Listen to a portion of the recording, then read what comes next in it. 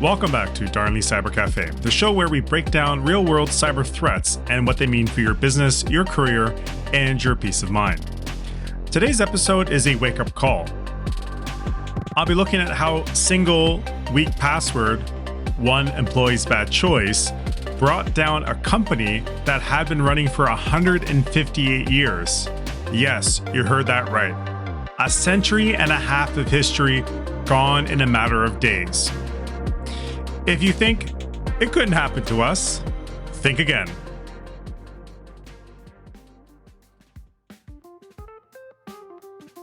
Let's rewind to June of 2025. KNP Logistics Group, formerly Knights of Old, wasn't some scrappy startup. This was a transport powerhouse running over 500 trucks across the United Kingdom. It had survived 2 world wars, multiple recessions, and the digital revolution. But it couldn't survive one weak password? Here's what happened. The Akira ransomware gang did not need high-tech exploit or an insider connection. They simply found an employee's account with no multi-factor authentication and a weak password. They guessed it.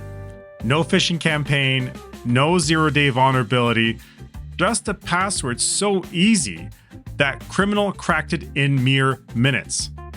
Once inside, they deployed ransomware across KNP's entire digital infrastructure. Then they destroyed the company's backups and disaster recovery systems. Within days, KNP had no operational trucks, no access to their business data, no path back without paying a ransom of around £5 million. Money they simply did not have. The result? KNP entered administration within weeks. 700 employees lost their jobs, and a business older than the telephone vanished almost overnight. So why am I telling you this story? Because it's not unique. Tragic, but not unique. According to the UK government, over 19,000 businesses suffered ransomware attacks last year alone. Major retailers like M&S, Co-op, and Harrods have been hit. No company is too big, too small, or too old to be a target. And it's not always this movie-style hacker in a hoodie. Today's hackers are organized criminal gangs offering ransomware as a service. Basically, subscription-based crime kits. They don't need deep technical expertise. Some just call your help desk, pretend to be staff, and talk their way in.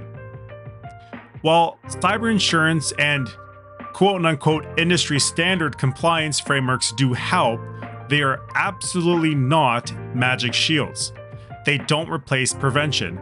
KNP actually had insurance and it still collapsed. The lesson here? Cybersecurity is not just an IT problem, it's a business survival problem. So let's break down the key takeaways you can use right now. These aren't abstract policies, they're practical steps that could save your company right now. Number 1, strong password policies. Weak passwords are still the easiest way in. Enforce long, complex passphrases. Think phrase plus symbols, not name plus year. Block known breached passwords using a tool like SpecOps password policy or a similar solution. Make sure your system can detect and prevent password 123 before it becomes your headline. Number 2, multi-factor authentication, abbreviated as MFA. Even the strongest password can be stolen or guessed. MFA adds a second layer, something you have like a phone app or something you are like a fingerprint. In KNP's case, the lack of MFA on internet-facing systems was a giant open door with neon signs pointing in. Number 3, zero trust and least privilege. Now, don't assume anyone inside your network is safe. Verify every access request. Limit what each account can do. That way, if one account is compromised, the attackers cannot roam freely through your entire system. Number 4, isolated, tested backups. Back up your backups. That's what I always say. Backups are your safety net, but only if they are truly separate from your main network and tested regularly. KNP attackers wiped out backups and their disaster recovery.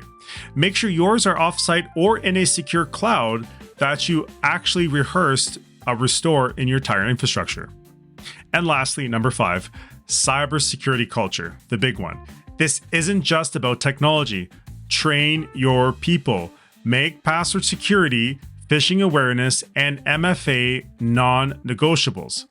Security needs to be part of the culture, not just an afterthought. I want to pause for a moment on the human side. We often talk about ransomware in terms of dollars or pounds lost, but KNP's collapse meant 700 families lost their main source of income. A regional economy lost a key employer, and a company with a near 2-century legacy simply ceased to exist. That's why when we say weak passwords kill businesses, I'm not exaggerating. We're talking about real-world consequences. And these are not just said to encourage clicks. These breaches are affecting real lives, not just for the corporation, but also for families. So, what should you do right now? Audit your current passwords. No matter where you are in the spectrum, use tools to identify weak or breached credentials. Mandate multi-factor authentication across all critical systems. Don't wait for a project in the sky to make it a policy. Review your backups. Are they isolated? Have you tested full restoration recently? Shift your mindset. Treat cybersecurity as a core business function, not an IT cost center. Investing these defenses costs far less than rebuilding after attack. Believe me, I know. If rebuilding is even possible, go ask KNP. Oh, right now you can't. Lesson learned, chap. If the story of a 158-year-old company brought down by a single password feels like a gut punch, it's because it is. Cybersecurity failures aren't theoretical.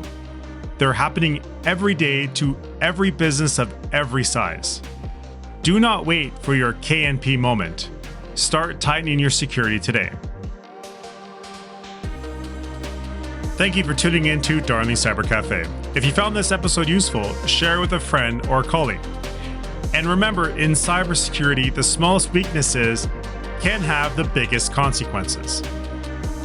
Until next time, stay safe, stay curious, lock down those passwords, and always remember, knowledge is power.